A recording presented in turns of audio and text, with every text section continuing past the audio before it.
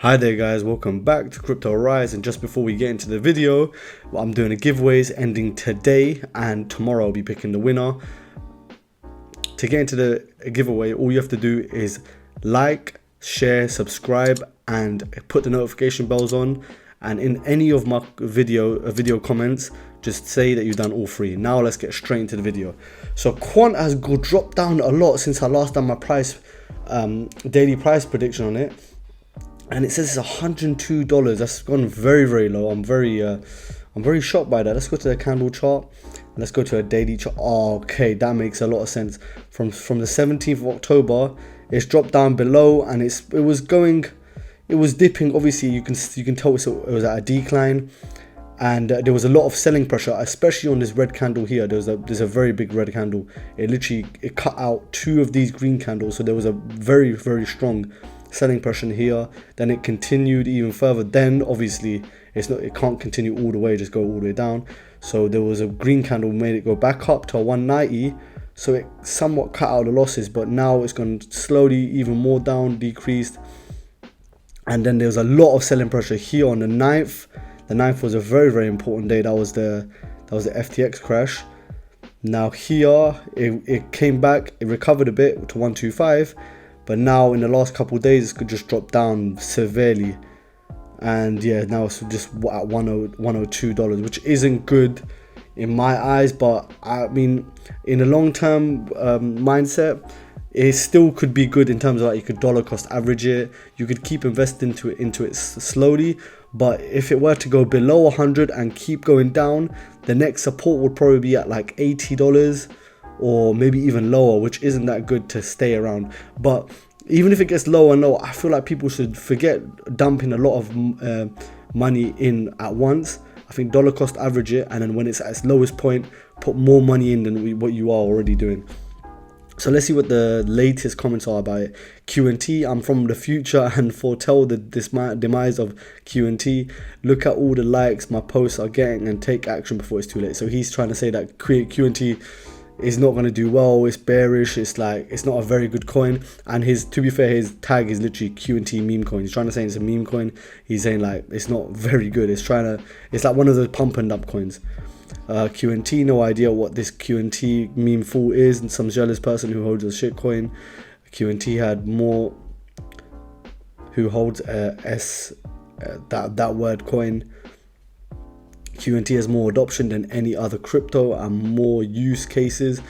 So he's trying to say that the person above is just talking absolute nonsense, and he's trying to like fool everyone.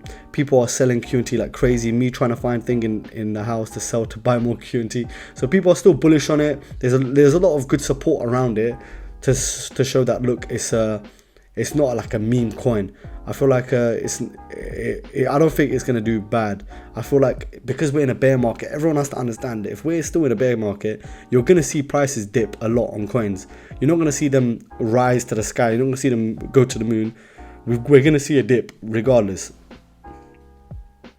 So now let's go to the Twitter page. Let's see the Twitter page. Let's see Quant Papa.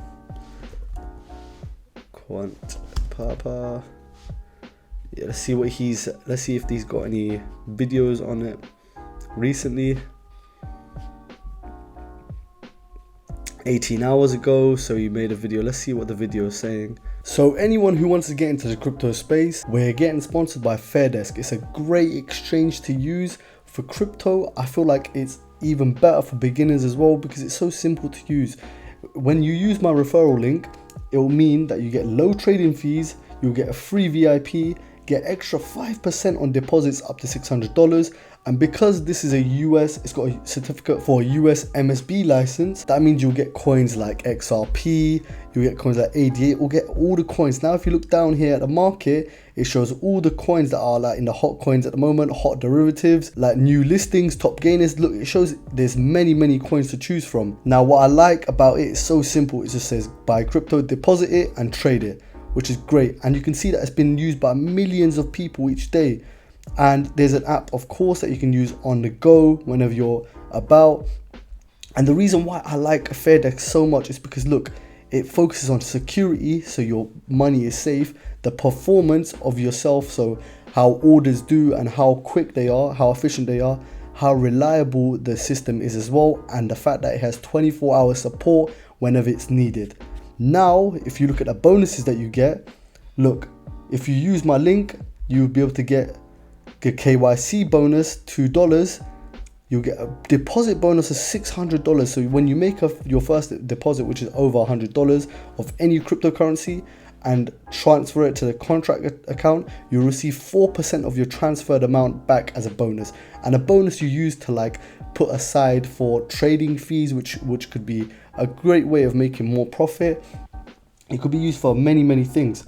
Now, if you go down to a trading bonus, you even get a $15 bonus if your total open position trading volume reaches 30,000 USDT after the first deposit is made. And this is for anyone who registers after the May 21st, 2020. So anyone registering right now obviously will be eligible for it, which is perfect. Now, if you look at my own wallet, this is the transparency I'm showing. Obviously, I want to make my own wallet. I want to be as involved with you as possible. Look, as you can see in my wallet, look, I've already got the $100 bonus that I'll be using when I'm trading, and I've got $200 already USDT in there, which is perfect. So I hope you guys enjoy. So I hope you guys make the right decision and use FairDesk. Now let's get straight back into the video. As we did 30 years ago when the internet evolved to what it is today. With the internet was really, there's two different versions. There was the OSI version and the TCP version. The OSI version was closed, proprietary, hard to implement, you had to pay to get it, and that died. And we're seeing that same lack of openness, lack of adaptability, and lack of adoption with proprietary tech killed technology. And so with blockchain, we're going to see that, and there's going to be the second or third or fourth generation of blockchains that stay. And if they have openness, ease of use and adoption, and they're non-proprietary. So the weakness is proprietary? Yeah, okay. And they're the ones that are going to succeed.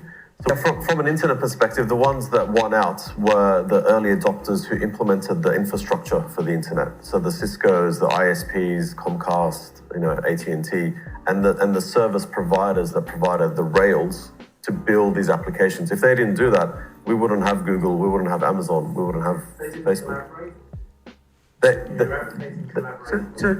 If we play with that internet analogy, which works really well, we're starting to see the emergence of the Yahoos and the eBays. We haven't yet seen the Googles. It took a while. The Netflix, it takes a while. The Facebooks, the Instagrams, they take a decade to come. The walled garden, closed nature of networks won't work because humanity just doesn't operate that way. We need openness. We need to interoperate with each other. So we need a network of networks to actually foster innovation. Right, and we're seeing at the board level where boards are recognizing they can only get value in their current business models to a certain level, that they can't really extract any more value in the way they operate. So they're forced to cooperate. And what they're doing is they're making the consortiums, and boards are actually assigning head of strategy, head of innovation to go out and look at blockchain, look at AI, look at big data, to come up with new business models, new revenue sources to stay relevant. Okay. I mean, there's an insurance company we talked to, that's the sole job of the person. It's been around for 150 years. The board doesn't think that company will stay around for much longer. So they're looking at tech to keep them relevant. Just a point with what Richard was. So guys, that was a good video. He was trying to explain that literally the whole infrastructure of the internet needs to change, where there has to be connections between other like mainframes for it to work together. It can't just rely on one thing. And because the other person that was in the interview as well was talking about how why Netflix, it takes a decade for things like that to be created, is because there's such big projects that there's so much work that needs to be done to make sure it works efficiently. And as you can tell now, look, Netflix came out about 10 years ago, almost around 10 years ago, and look how far it's come from when it first launched. It launched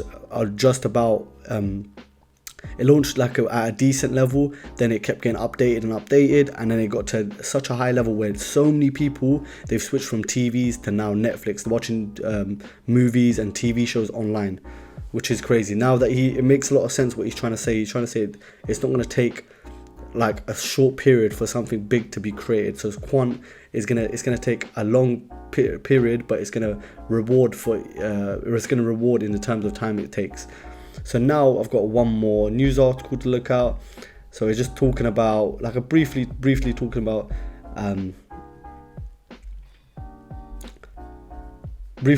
Quant. So look, Quant making a quantum leap. The Quant Network is a decentralized platform that connects blockchains from several networks using distributed ledger technology over ledger. Quant addresses the issue of interoperability in blockchains without interfering with their normal operational efficiency. Using an overledger network, the operating system tries to remove massive needle gaps between the distinct blockchains.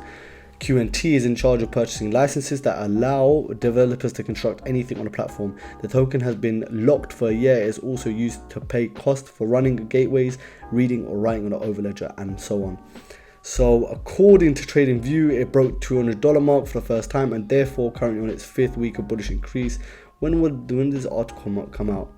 This came out on the 13th. I don't know if that's quite accurate. It said it hit $200, which that's false in my opinion, because Quant did not reach $200. This is an incorrect source. I don't think people should be using this source. But if you guys have any more sources or things you want to look at, drop it down in the comments below. And I hope you guys enjoyed the video. I'll see you guys in the next video.